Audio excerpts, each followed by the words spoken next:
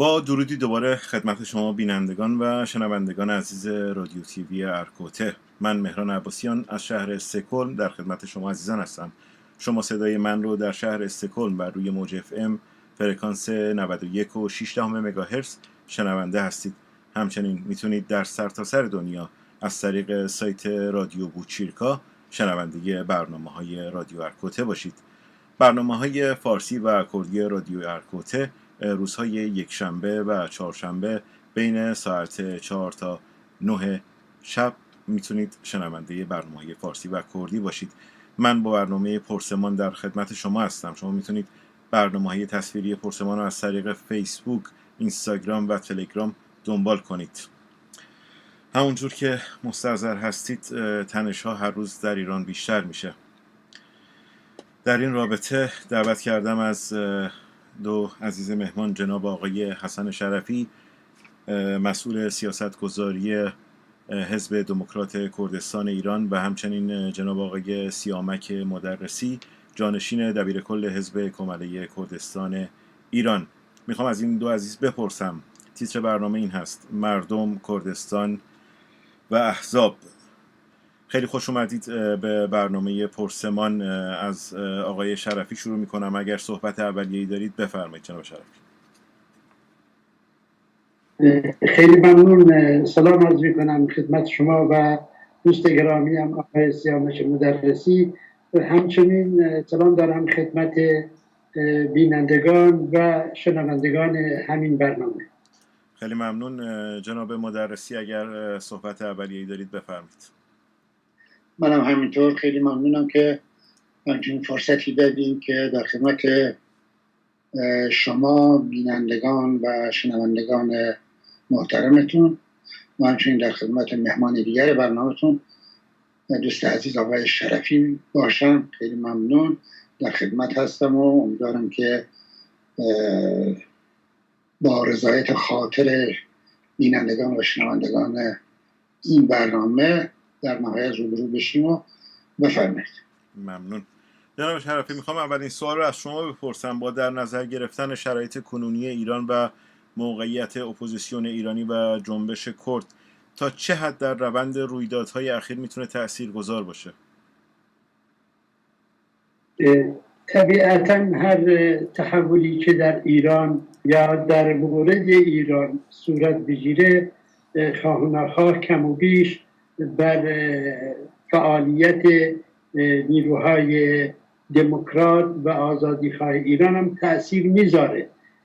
ولی این که نیروهای کردستان ایران یا حتی میتونم بگم آزادیخواهان ایران به طور کلی هیچ کدومشون منتظر این نیستن که در خارج از ایران چه شرایطی برای ایران پیش بیاد و این چه موقعیتی رو برای فعالیت اونها فراهم بکنه، بلکه فعالیت و مبارزات مردم کردستان و آزادی خواهان ایران بیشتر متکی به حمایت مردم ایران و سیاست و مواضع احزاب کرد و احزاب آزادی خواه ایران خواهد بود.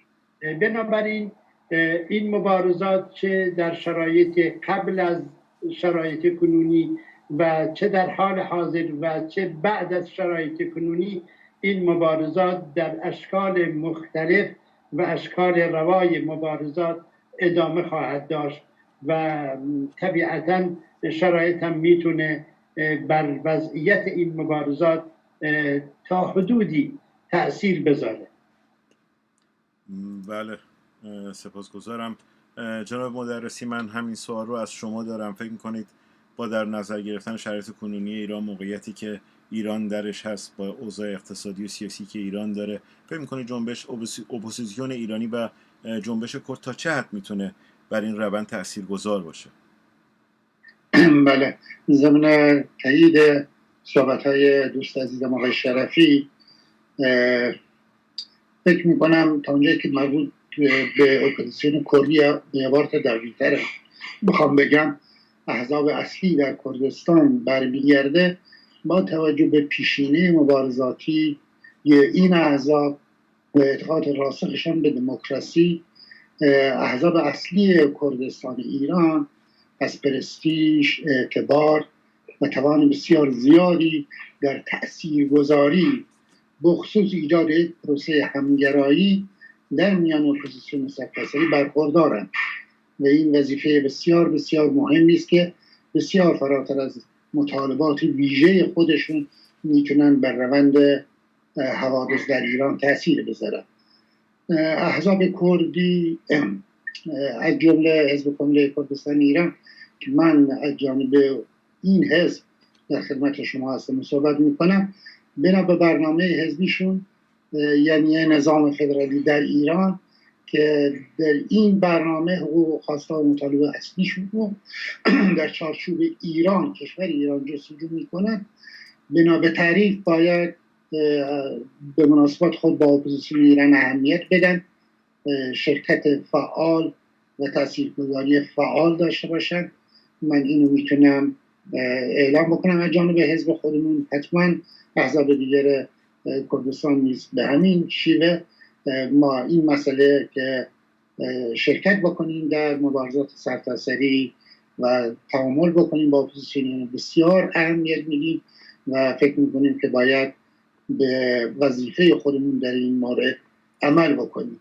همچنان که مهمان دیگر برنامه‌تون هم گفت، روند ما با وضعیت سیاسی ایران در ماه‌های اخیر به ما میگه که باید در این امر تعجیل بکنیم و بتونیم خودمون رو آماده بکنیم برای روبرو شدن با وضعیت بسیار ویژه‌ای که ممکنه هر لحظه پیش بیاد. پیش بینیش بسیار مشکله ولی یک احتمال خیلی زیاده. به همین خاطر ما در موقعیت مهمی قرار داریم، در موقعیت بسیار حساسی قرار داریم و پیشینه این مبارزات و تجربه‌ای که در این مدت کسب شده میتونه به کار ساختن آینده و شکل دادن به یک مبارزه مؤثر علیه نظام استبدادی و دیکتاتوری جمهوری اسلامی کمک بکنه. بله خیلی ممنون. زمانی که 24 ساعت میشه من پوستر برنامه رو که شما دو عزیز مهمان برنامه هستید گذاشتم. اکثر سوالایی که فرستاده شده بود برای برنامه که من از شما بپرسم درباره مرکز همکاری احزاب کردستان بود. میخوام از شما شروع کنم جناب مدرسی. با تأسیس مرکز همکاری احزاب کردستان ایران امید تازه‌ای برای ائتلاف هرچند ابتدایی در بین نیروها و مردم شکل گرفت. آیا این مرکز در حد انتظار ظاهر شده؟ حداقل شما چه نگاهی به این مرکز دارید؟ شخصا بر این اعتقادم که تأسیس این مرکز هرچند گام بسیار بزرگی به پیش بود ولی هنوز راه زیاد مانده باید پیموده بشه. البته هیچ کس امید معجزه‌ای در این مدت کوتاه از این مرکز و یا هر اقدام دیگری نداشته و ندارد، ولی مردم انتظارات برحقی دارند و جمله انتظار دارند که احزاب به جای قانع شدن به همکاری آنچنان که از اسم این مرکز مستفاد میشه رفته رفته و با گام‌های سنجیده البته به سوی یک ائتلاف واقعی گام بردارن. فکر میکنم این انتظاریه که مردم دارن و محتوای سوال شما در واقع پاسخ دادن به این انتظار. اعتقاد دارم که احزاب کردستان همه به ضرورت پیمودن این راه رسیدن به یک ائتلاف و به یک همکاری مؤثر اعتقاد دارم. من امیدوارم که در آینده شاید برداشتن گام‌های مؤثری در این مورد باشه. بله ممنون. جناب شرفی شما چگونه فکر میکنید؟ فکر میکنید مرکز همکاری احزاب کردستان در حد انتظار خودش ظاهر شده؟ عرض کنم در مورد مرکز همکاری احزاب کردستان ایران بخوام خدمتتون عرض کنم، باید مقایسه کنیم شرایط یا روابط بین احزاب اصلی کردستان ایران قبل از تشکیل این مرکز همکاری و بعد از آن. ببینید از شرایط تفرقه جدایی کمتر هم موضعی، همکاری و همگامی.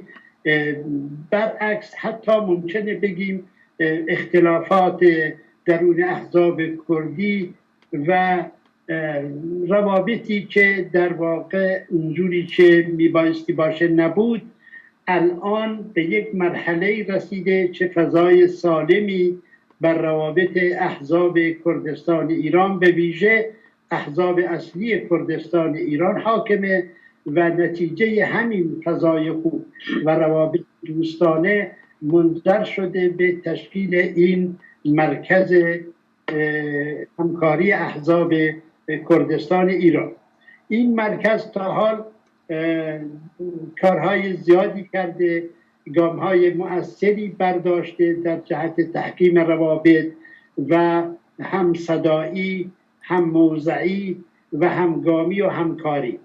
گرچه میتونیم بگیم که این در حد انتظار خود احزاب و حتی خود مردم کردستان ایران هم نیست و بیشتر از این ضرورت دارد، ولی همین کارهایی که تا کنون شده میتونه نشان دهنده این واقعیت باشه که این مرکز میتونه به سوی وضع بهتری و روابط مستحکمتری، هم صدایی، هم موضعی، همکاری در موارد مختلف و در شرایط مختلف بتونه فراهم کنه. من تا اون جایی که اطلاع دارم و در جریان کار این مرکز همکاری احزاب کردی هستم، در صدد این هستم که پلان و برنامه ها و پروژه های دیگری داشته باشند برای اینکه در شرایط مبارزه باید چه کار بکنن، برنامه مشخصشون و مشترکشون چی باشه و در شرایط پیروزی و اداره کردستان چه برنامه و پروژه هایی باید داشته باشه. من فکر میکنم و تا اونجایی که اطلاع دارم فعلا این مرکز داره از حدی که پیش اومده به حد جلوتری در این وضعیتی که من خدمتون عرض کردم گام برداره. من بسیار خوشبین هستم و بسیارم امیدوارم که این مرکز همکاری بتونه در حد انتظار احزاب کردی و در حد انتظار مردم کردستان بتونه این تشکل رو توسعه بده به لحاظ تعداد احزاب شرکت کننده در این مرکز و به لحاظ برنامه ویژه‌ای که همگامی، همصدایی و مواضع مشترک چه در مقابل اپوزیسیون ایران، چه در مقابل مبارزه با جمهوری اسلامی ایران، چه در مقابل هر رویدادی که نسبت به ایران و یا کردستان ایران روی بدهد بتونن یک صدا و در یک صف واحد مبارزه بتونه این مرکز خودشو نشون بده. من میدونم که همه احزابم و به ویژه احزابی که اعضای اصلی این مرکز رو تا اینجا تشکیل دادن و تشکیل میدن در جهت پیشبرد کارها و در جهت توسعه این مرکز دارن فعالیت میکنن و منم براشون آرزوی توفیق بیشتر، کار زیادتر و پیروزی خیلی بیشتر از اینو هم براشون میکنم. بله جناب شرفی، شما در صحبتتون اشاره کردید که یک استمرار رو شما در بین این احزاب میبینید برای ادامه این شرکت کردن در این مرکز.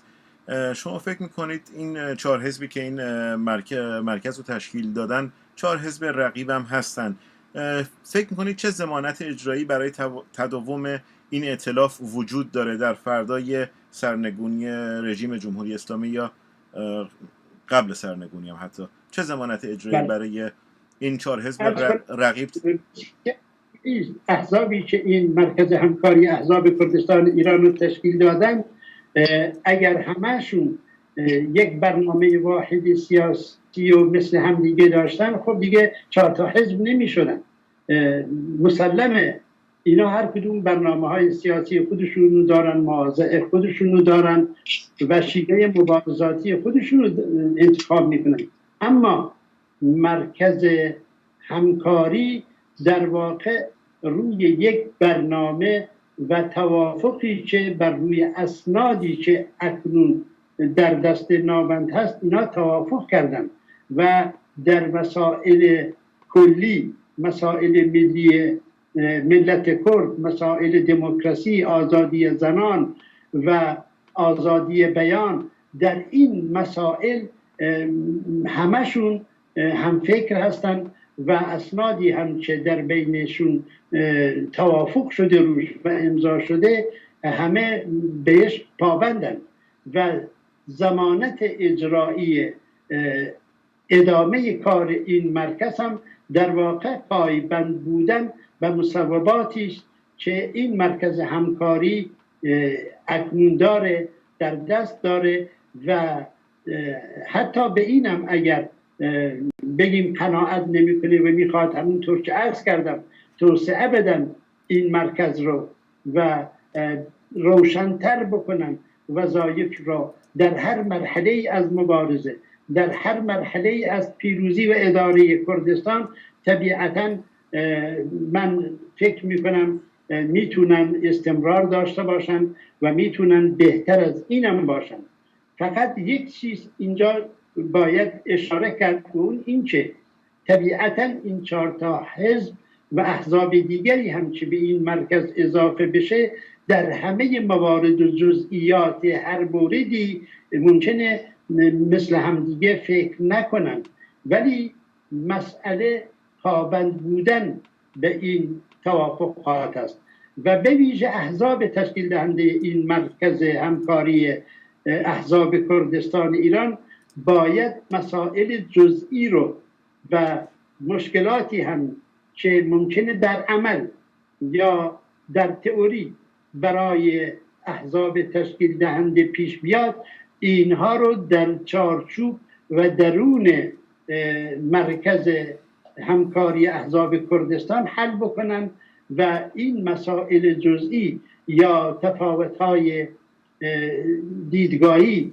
یا شیوه‌های مختلف مبارزاتی، اینها مسائلی هست که اگر در درون خودشون حل بشه و فکر میکنم باید هم همینطور باشه و بر اسنادی که مورد توافق هست و میتونه استمرار کار این مرکز رو تحقق ببخشه، میتونه نتایج خوبی داشته باشه.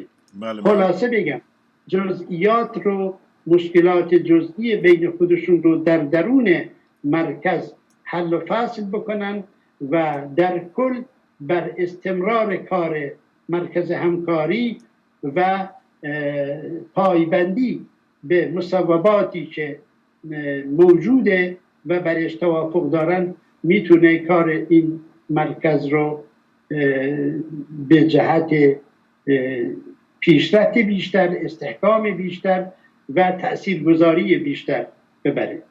بله ممنون. جناب مدرسی، احزاب تشکیل دهنده این مرکز 4 حزب رقیب هم هستند. شما فکر میکنید چه ضمانت اجرایی برای تداوم این ائتلاف وجود داره در فردای سرنگونی رژیم با این رقابتی که دارن با هم؟ فکر میکنم نه تنها در مورد این سوال، در همه موارد مشابه ضمانت اجرایی در اراده سیاسی این احزاب و در احساس مسئولیتشون نسبت به منافع فراحزبی این جنبش و منافع مشترکی که بخصوص جنبش مردم دیکته میکنن داره. هیچ ضمانت اجرایی دیگه خارج از خودشون وجود نداره. من البته خوشبین هستم که این اراده سیاسی و این مسئولیت پذیری و این تشخیص ضرورت همکاری و همچنان که در سوال اول مطرح کردم حتی فراتر رفتن از یک همکاری، تشکیل یک ائتلاف وجود داره و من خوشبین هستم که این استمرار وجود خواهد داشت. ما پیش خواهیم رفت ممکنه سر راه به مشکلات کوچک و بزرگی برخورد بکنیم. فکر میکنم که باید اینا رو حل کنیم، چون میدونید منتبت بگم پیمان های این چنینی بین احزاب بر اساس نقاط مشترک بنیاد گذاشته میشه. تأسیس این مرکز و حتی در آینده یک جبهه واقعی هم به هیچ وجه بر معنی ناپدید شدن اختلافات و رقابت بین احزاب نیست، ولی تشکیل چنین پیمانهایی، تشکیل چنین مراکزی باعث میشه که اختلافات سر جای خودشون قرار بگیرن و به اندازه اهمیت خودشون مطرح بشن و برجسته بشن.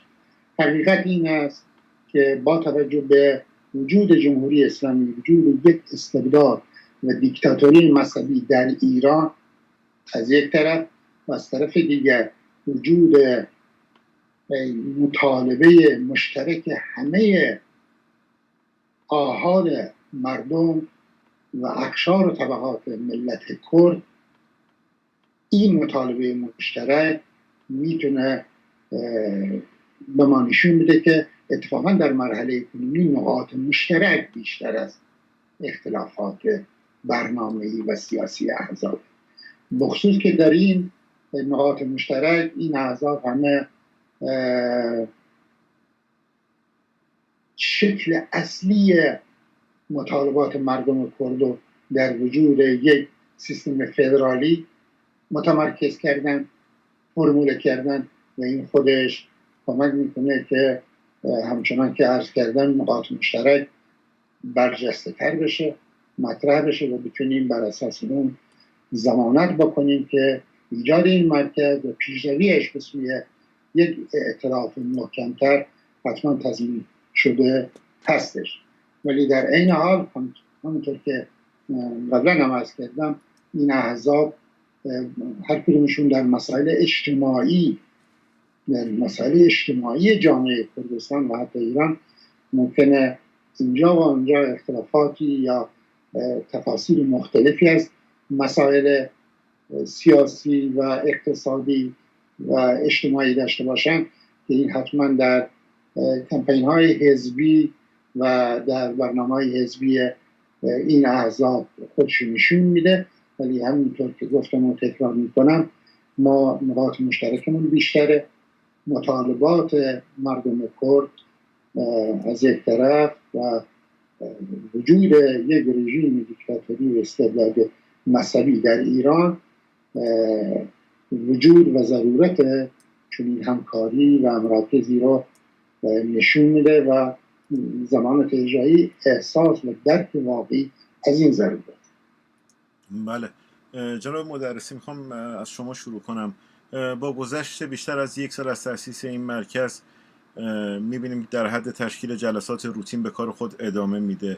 فکر میکنید با این روندی که مرکز همکاری احزاب کردستان ایران پیش گرفته میتونه توانایی رهبری مردم رو داره در جنبش‌های پیش روی که داریم؟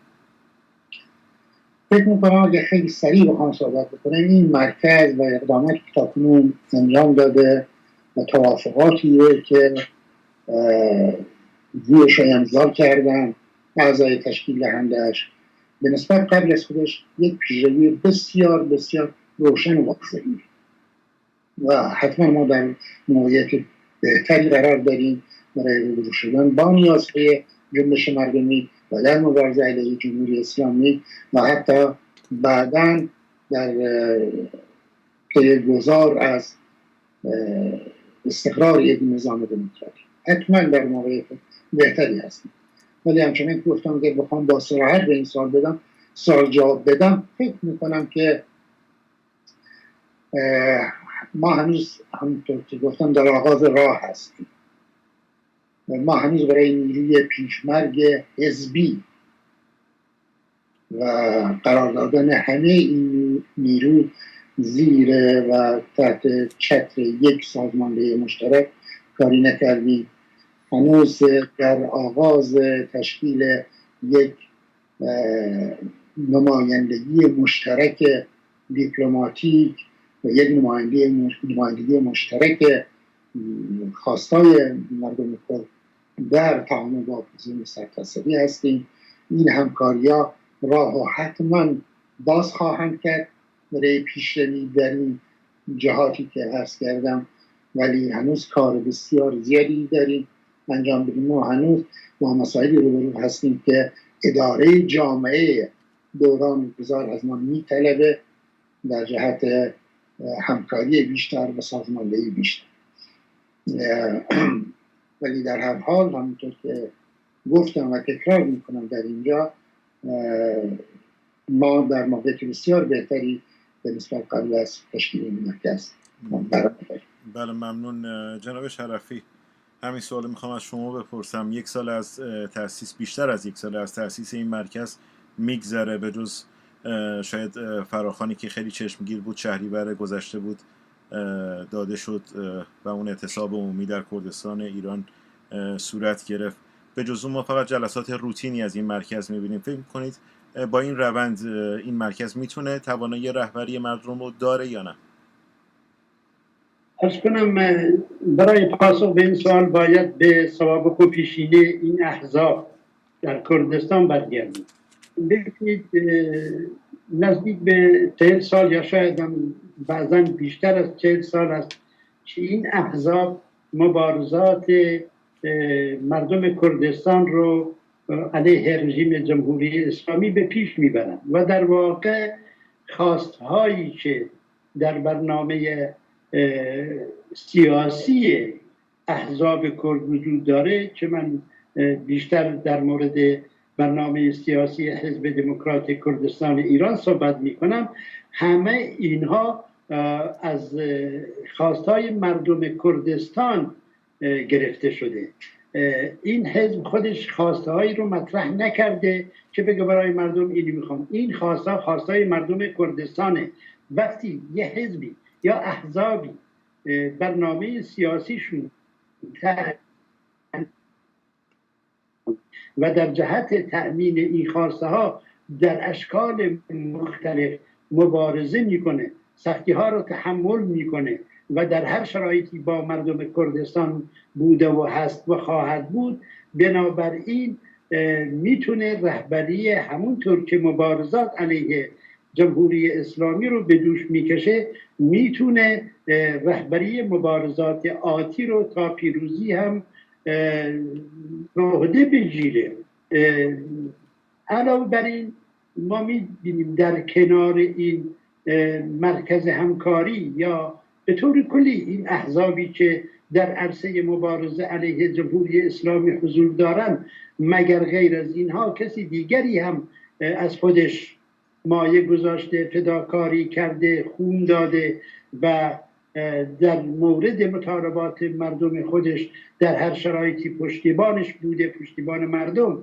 کسی دیگری وجود داره جز احزاب کردستان ایران و شخصیت‌های میهم پرست و آزادیخواه کردستان؟ کسی دیگری مگر در خارج از کردستان یا در داخل ایران به غیر از این احزاب کسی دیگری به فکر آزادی مردم کردستان و تأمین حقوق مردم کرد بوده؟ من فکر میکنم نمیشه جز این فکر کرد که همین احزابی که تا کنون مبارزه رو پیش بردن در آینده هم رهبری این مبارزه رو داشته باشند. ممکنه شرایط بعضاً برخی از شیوه های مبارزه رو پررنگتر بکنه، بعضی ها رو کم رنگتر بکنه، ولی در هر حال پافشاری و استمرار مبارزه از سوی احزاب تشکیل دهنده مرکز همکاری احزاب کردستان ایران میتونه این نویدو بده که در آینده هم این رسالت خودشو به پیش خواهد بود.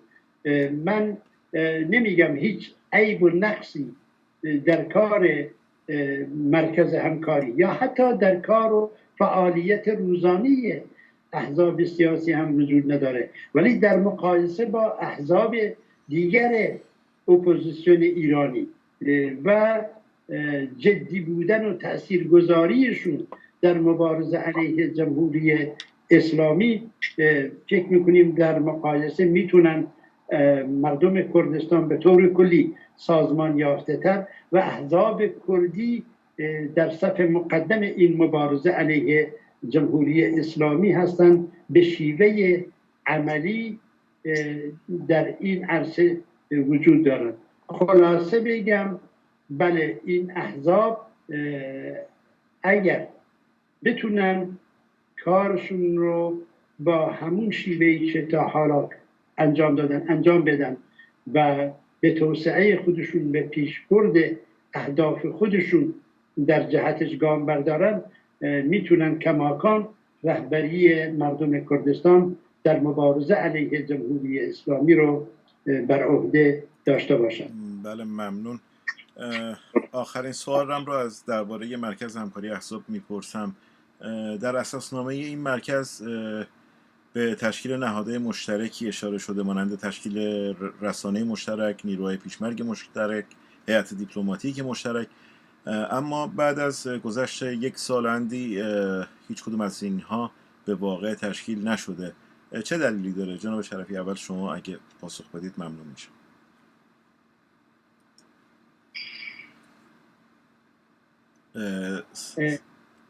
صدای من رو خوب نتونستم دریافت کنم، ولی متوجه شدم که در برنامه احزاب تشکیل دهنده مرکز همکاری احزاب کردستان ایران اومده که دیپلماسی مشترک داشته باشن، رسانه مشترک داشته باشن، حتی نیروهای مبارزشون رو در صفوف واحدی قرار بدن. اینها همه هست، ولی ببینید فکر میکنم بسیار ناواقع بینانه خواهد بود که ما بخواهیم ظرف 1 سال یک مرکز همکاری تشکیل بدیم، مواضع مشترکشون و نقاط مشترک افکار سیاسی و دیدگاهاشون رو جمع کنیم، شیوه همکاریشون رو را بیاندازیم و خیلی از کارهایی که تا حالا شده و میبایستی بشه شده انجام دادن. فکر بکنیم بگیم در این سال میبایستی همه اینهای رو که تا حال انجام نداده انجام بدن. تا اونجایی که من اطلاع دارم در صدد ایجاد اینها هم هستن، ولی خب باید موانع کار رو و ناهمواری راه رو، همه اینها رو مد نظر قرار داد. بسیار ساده نیست که مثلا نیروی مبارز پیشمرگ رو بدون مطالعه بسیار کافی در یک ردیف در یک صف قرار داد که باید داده بشه، یا مثلا دیپلماسی مشترکی رو شکل بدن و در هر جا به عنوان این مرکز سخن گفته بشه در رابطه با اپوزیسیون ایران، مواضعشون و همکاری هایشون با کدوم یک از این احزابی که خودشون اپوزیسیون میدونن باید همکاری بکنه. هم مسئله رسانه مشترک، هم مسئله دیپلماسی مشترک، هم مبارزه در یک صف مشترک، اینها نیاز به وقت بیشتری هست. ببینید احزاب کردی متاسفانه تجربه همگرایی و همصدایی و همکاری رو کم داشتن، برعکس تجربه تفرقه و انشقاق و جدایی و اینها رو بیشتر تجربه کردن. از این مرحله به این مرحله اومدن، انتظار این همه عجله داشتن و همه این کارهایی رو که مهم هستن و شاید هم اهم هم هستن، همه رو در زمان کوتاهی انجام بدن. من امیدوارم مرکز همکاری احزاب کردستان ایران بتونه همونطور که تا حالا تونسته به اینجا برسونه، در آینده هم برای پیمودن راهی که هنوز پیش پاشون هست گام‌های مؤثرتری بردارن. میشه انتظار داشت که گام مؤثرتری بردارن، ولی نمیشه انتظار داشت ظرف چند ساعت و چند روز همه اون چی که باید بشه و سالهاست میبایستی بشه در ظرف مدت کوتاهی انجام داد. بله ممنون.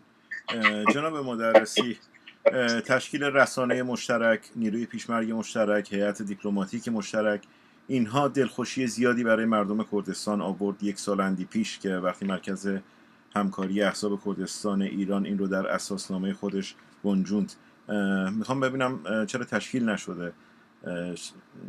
اگر اینها یک موردش لااقل تشکیل میشد، فکر نمی‌کنید جواب خوبی برای این دلخوشی مردم بود؟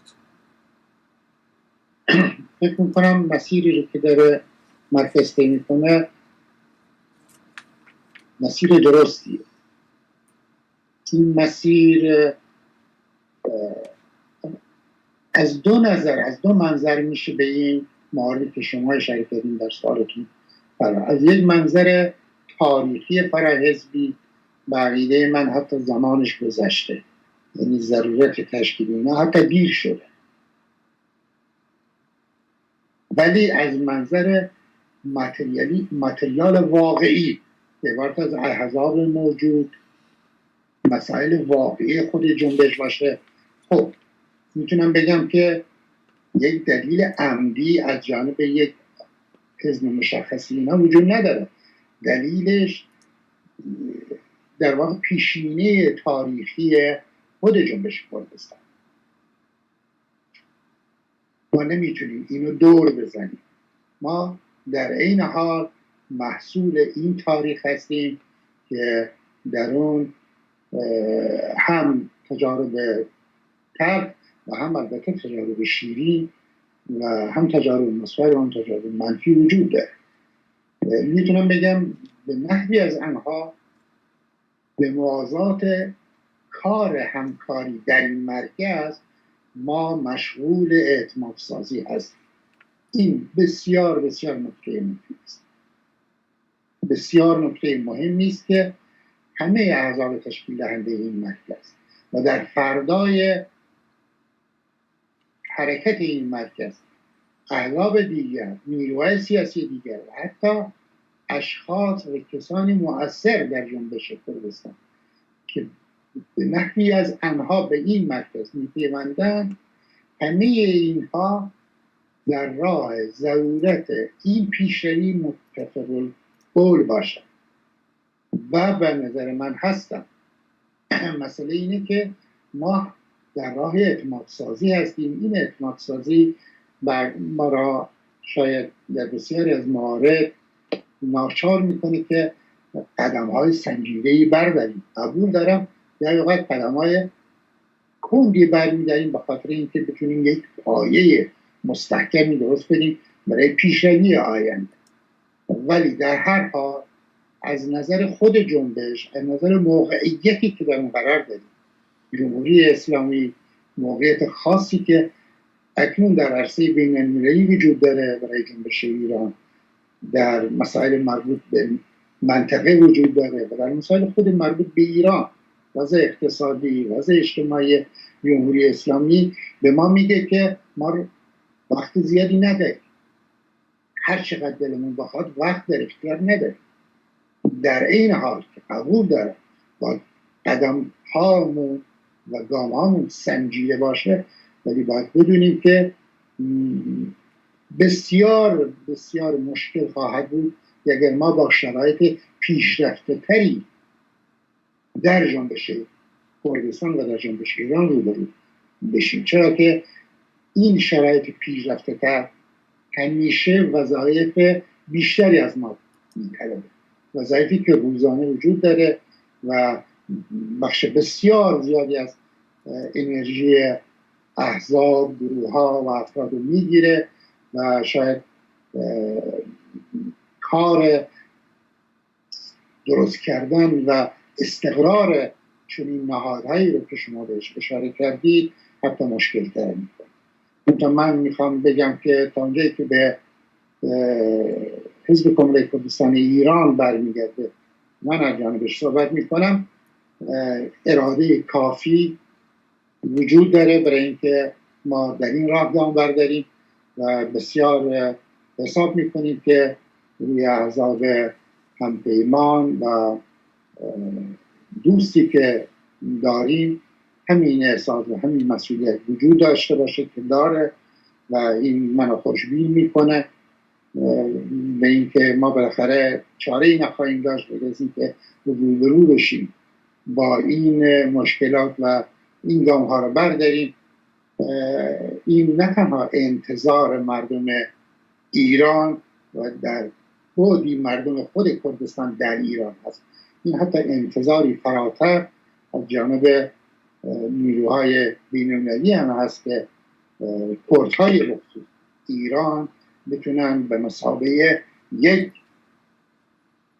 واحد، به مثابه یک مردم و یک صدا ظاهر بشه و این پرستیژ و توان و اعتبار اونا رو در چشم همه بیشتر میکنه، گوش شنوا را برای شنیدن مطالبات مردم کرد بیشتر میکنه تا اینکه اینا فقط با عذاب جداگانه رو میشه.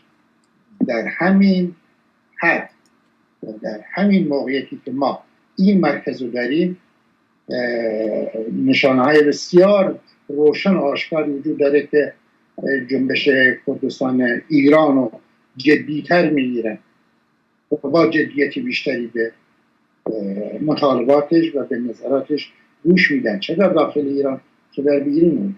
و این نشون میده که با پیشروی ما در این مورد ما نشون خواهیم داد که یک ملت هستیم و مردمی هستیم که مطالباتمون به مشترک میتونیم وسایل و امکانات مناسبی برای پیروزی و برای پیشبرد این مطالبه مشترک درست کنیم و پایه‌های محکمی برایش فراهم. بله، خیلی ممنون جناب مدرسی و جناب شرفی. اگه چند سوال مونده، اگر یک مقدار خلاصه تر به سوال پاسخ بدید ممنون خواهم شد. جناب مدرسی، از شما شروع میکنم. در فردای گذار از جمهوری اسلامی جامعه ایران قادر خواهد بود بدون مشارکت اقلیت‌های اتنیکی و مذهبی در قدرت سیاسی گام به سوی دموکراسی بذاره؟ بسیار خوب، من سعی میکنم حتما خیلی مختصر به این جواب بدم. به اعتقاد من هیچ گونه حرکتی به سوی یک دموکراسی واقعی در ایران بدون پاسخ به مطالبات برحق ملت‌های تشکیل دهنده کشور ایران ممکن نخواهد. متاسفانه وحشت پراکنی و جنجال پرده ساتری بر چشمان بسیاری در ایران کشیده که باعث میشه واقعیت را همونطور که هست نبینه. جنجال سالاری خیلی وقتها جا رو بر بحثای مسئولانه و فضای مسئولانه برای ترحیم مطالبات تنگ خواهند کرد و مشکل خواهند کرد. ولی حوادث چند ماه اخیر نشون میده که حتی در ایران نیز رفته رفته خارج از سطح ملت خود صداهایی وجود داره و تشخیصی وجود داره که نشون میده بسیاری، و این جای به خوشحالی خیلی زیادیه، بسیاری متوجه این واقعیت شدن و حاضرن که با نیروهای کرد وارد ائتلافات، پیمانها، توافقات بشن. این گفتگوها در جریان هست، بعضیشون به نتیجه هم حتی رسیده و اینها نشون میده که ذهن‌های واقع بین نیز وجود داره. ما امیدواریم که این روز به روز بیشتر بشه. همه طرفداران واقعی و دلسوختگان واقعی دموکراسی در ایران باید بدونن که بدون حل این مسئله ایران روی دموکراسی واقعی رو نخواهد. بله، جناب شرفی، همین سوال از شما دارم. فکر می‌کنید در فردای گذار از جمهوری اسلامی جامعه ایران قادر خواهد بود بدون مشارکت دادن اقلیت‌های اتنیکی و مذهبی در قدرت سیاسی گامی به سوی دموکراسی بذاره؟ عرض کنم مسئله مقوله دموکراسی مقوله است که برای اونهایی که خواستارش هستن بسیار روشنه و برای آرای عمومی دنیا هم روشنه. بنابراین وقتی در ایران، در فردای ایران بعد از گذار از جمهوری اسلامی، هر نیروی، هر حزبی، هر سازمانی، هر تشکلی بخواد در ایران حاکمیت رو به دست بگیره باید به دموکراسی به معنای واقعی اعتقاد داشته باشه، نه اینکه اون بخش از دموکراسی رو که تا رسیدن اون به سلطه رو قبول داشته باشه، بقیه رو که برمیگرده به حقوق ملیت های ایرانی نادیده بگیره و اینو یک مسئله ای که خطرساز است برای ایران تلقی بکنه. بدون دموکراسی و حاکم شدن دموکراسی در ایران شاید فدرالیسم و حقوق ملیت های ایرانی تأمین نشه و بدون تأمین حقوق ملیت های ایرانی هم هیچ دموکراسی که با هر عنوانی عنوان بشه مفهوم واقعی دموکراسی رو نخواهد داشت.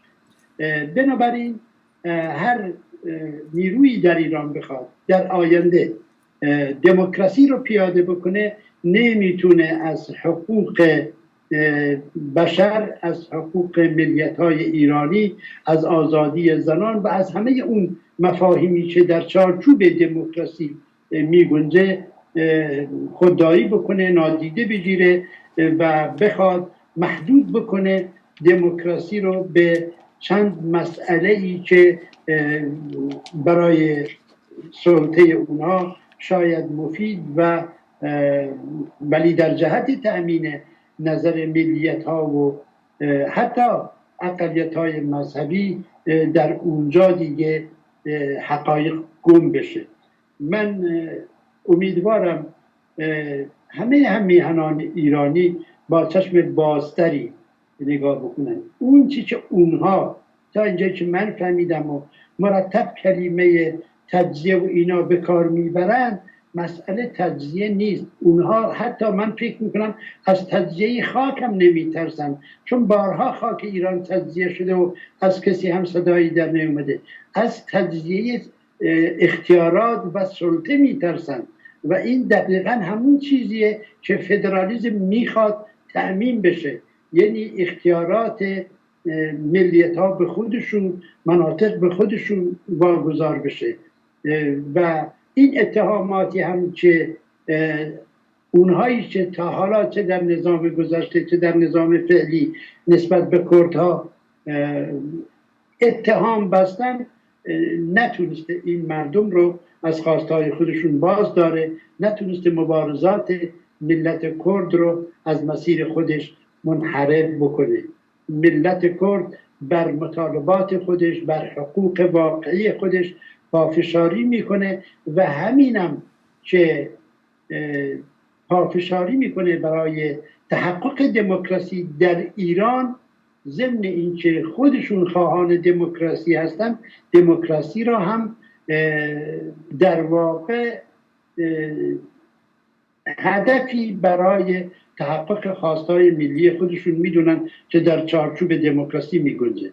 بله جناب شرفی، بعضی ایرانی‌ها رو از خطر تجزیه اقوام میترسونن. آیا وجود اقوام و ملیت‌های ناراضی از حکومت میتونه به نفع جبهه دموکراسی خواهی در ایران باشه یا آنچه که اونا میگن امکان خطر تجزیه رو برای ایران داره؟ عرض کنم ببینید، تا حالا اولا در برنامه سیاسی هیچ یک از احزاب اصلی کردستان که در عرصه مبارزه وجود دارن علیه جمهوری اسلامی همچین چیزی وجود نداره. ولی مسئله چیه؟ تا کردها و احزاب کردی میگن دموکراسی، میگن تجزیه طلبی، میگن زبان، میگن تجزیه طلبی، هر چیزی بگن اینها تعبیر و تفسیرشون به سوی تجزیه طلبی است. ولی من میتونم اینو بگم، اون چی که تجزیه به اون معنایی که برخی از هم میهنانمون ازش میترسن در تحقق خواستهای ملیت‌های ایران پیش نخواهد اومد و خطری در این زمینه وجود نخواهد داشت. برعکس انکار این حقوق و انکار وجود و حقوق این ملیت هاست که همچون خطری رو احتمالاً اگر این انکارها و این تضییع حقوق ها ادامه داشته باشه، چون این خطری وجود داره. اصلا اگه مسئله تضییع باشه، حالا همون خود آقایون ایران رو تجزیه کردن به خودی و غیر خودی. هر کسی مطالباتی داره غیر خودیه، هر کسی سلطه رو در اختیار داشته باشه خودیه و ایران یعنی اون. در حالی که این مسائل گذشته، باید واقع بینانه فکر کرد و تحقق حقوق ملیت‌های ایرانی هیچ خطری رو متوجه ایران نمی‌کنه. برعکس انکار این حقوق بله احتمالاً چون این خطری رو به وجود بیاره. بله ممنون. جناب مدرسی، وجود اقوام و ملیت‌های ناراضی در ایران فکر می‌کنید به نفع جبهه دموکراسی خواهی در ایران هست و یا نه به قول بعضیا که بیشترم این صدا از جمهوری اسلامی میاد که این نارضایتی ملیت‌ها در ایران خطر تجزیه رو داره؟ شما چگونه فکر می‌کنید؟ راستش طرح این نگرانی یه مقدار انحرافیه.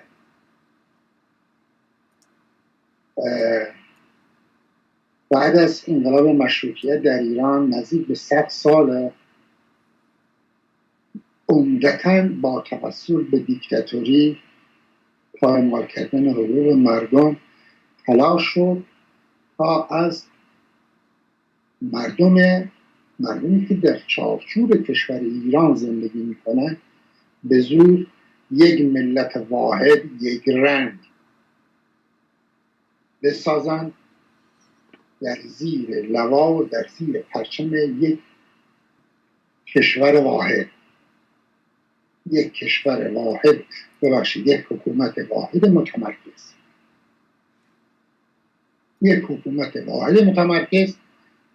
و درست کردن این شکست خواهید خورد.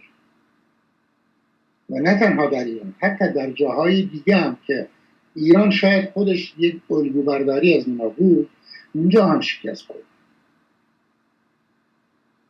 این مردم، این ملیت هم نه تنها ذوب نشدن، نه تنها به یک رنگ واحد در نیومدن، بلکه همه نشانه ها حکایت از این داره که ما با یک بیداری ملی در میان مردم کرد، مردم ترک، مردم بلوچ و مردمان دیگه روبرو هستیم که خواهان و مطالبه حقوق خودشون ببرن.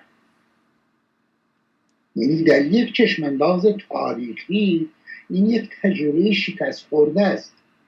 کسانی که به این سوال انحرافی دامن میزنن، به این نگرانی انحرافی دامن میزنن و اوضاع جوری گلالود میکنن که همه غیر از خطر تجزیه طلبی نبینن، در واقع دارن یک نغمه قدیمی رو دوباره کوک میکنن، ساز میکنن. کاملا مسئله برعکسه. این کردها، بلوچها، عربها و ترکها هستن که باید ضمانت بگیرن از کسانی که ادعای دموکراسی خواهی دارن که آیا دموکراسیشون کماکان دموکراسی برای خودیها و دیکتاتوری برای این ملیت هاست یا ایران میخواد کشور همه این مردم باشه. احساس تعلق به ایران و به چارچوب کشور ایران فقط وقتی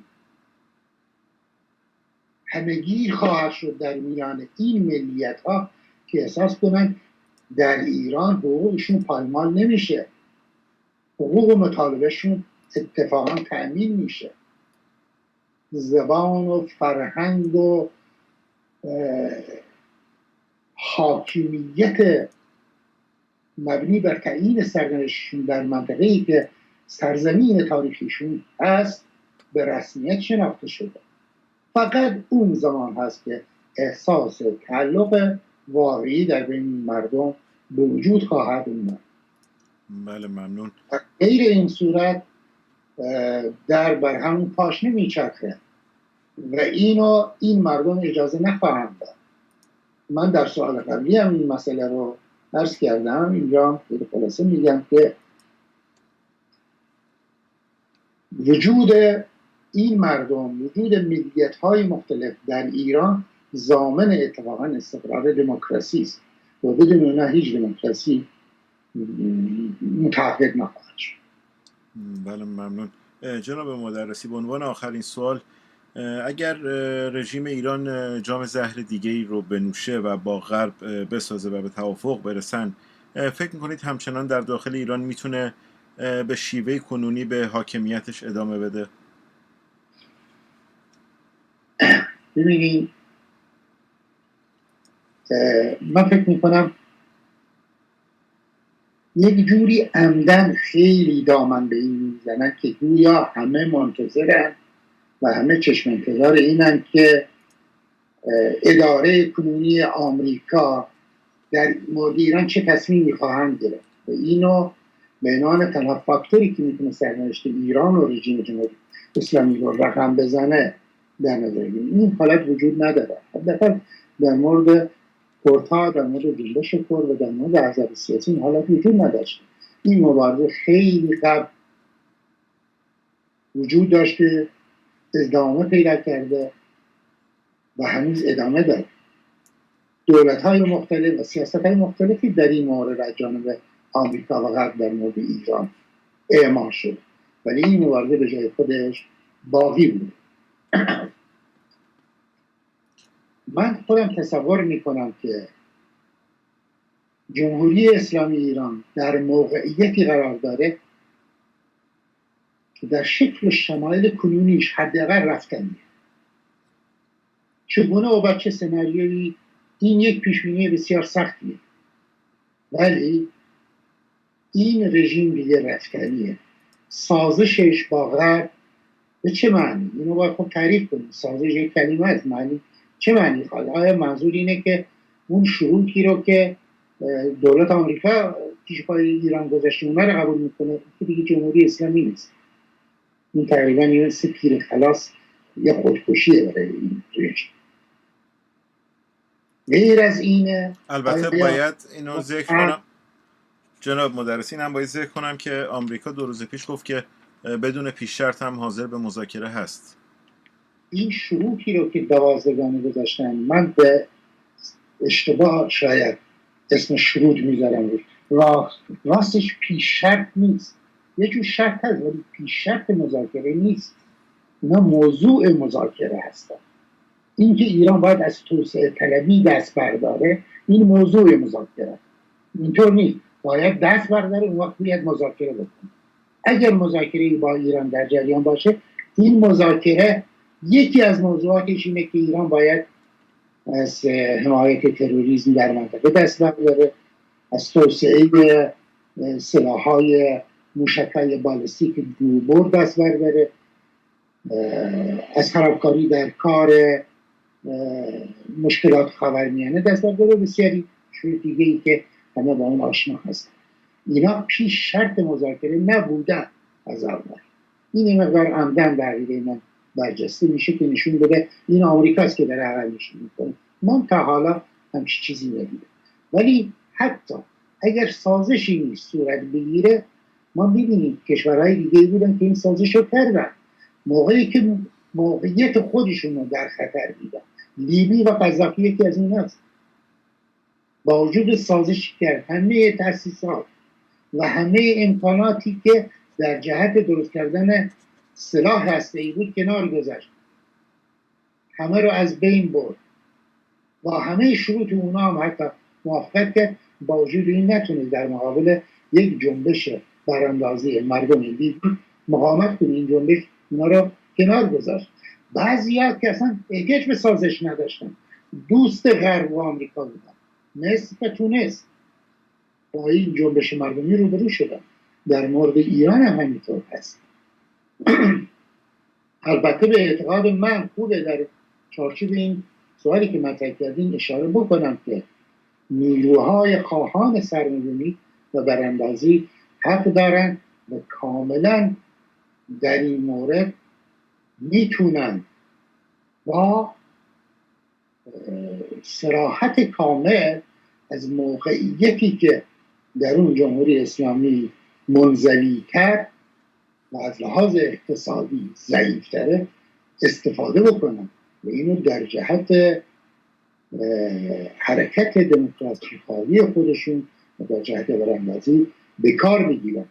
این مشروعیت کامل داره و به هیچ وجه به معنی چشم انتظار سرنگونی جمهوری اسلامی تغییر رژیم ایران از جانب کسانی نیست.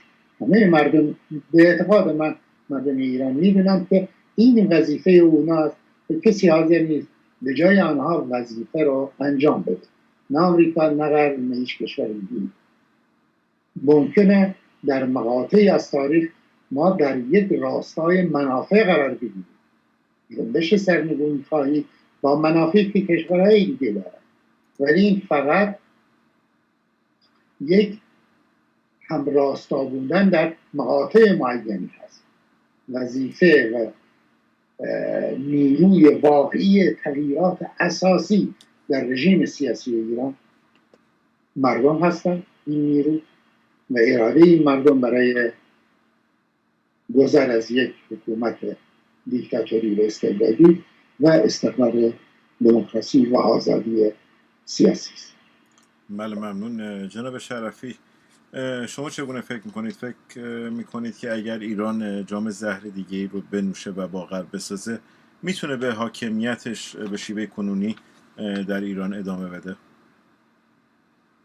عرض کنم من خیلی خلاصه میخوام پاسخ این پرسشتون رو بدم. اولا جمهوری اسلامی عادت داره به این که هر وقت وضع خودش رو نابسامان میبینه و هر وقت خطر جدی حاکمیت خودش رو احساس میکنه معمولا این جام زهرها رو مینوشه. همونطور که در جنگ ایران و عراق نوشید، در برجام نوشید و این بار هم مینوشه. ولی این زهر چرا مینوشه؟ به خاطر ماندگاری خودش. و هر وقت هم جمهوری اسلامی ماندگار باشه مسلماً شیوه رفتارش همون خواهد بود که تاکنون هست. من فکر نمی کنم بعد از جام زهر نوشیدن در راستای ماندگاری خودش تغییری در ماهیت و ایدئولوژی و اون که تا به حال بهش معتقد بوده تغییراتی اساسی به نفع حقوق مردم ایران، به نفع آزادی ها و تحقق دموکراسی صورت بگیره. اصلا جمهوری اسلامی با این مسائل بیگانه است. اون که باش آشناست سرکوبه. شما ملاحظه بفرمایید بعد از جام زهری که بعد از جنگ ایران و عراق نوشیدن چه کشتاری از زندانیان سیاسی به عمل آمد.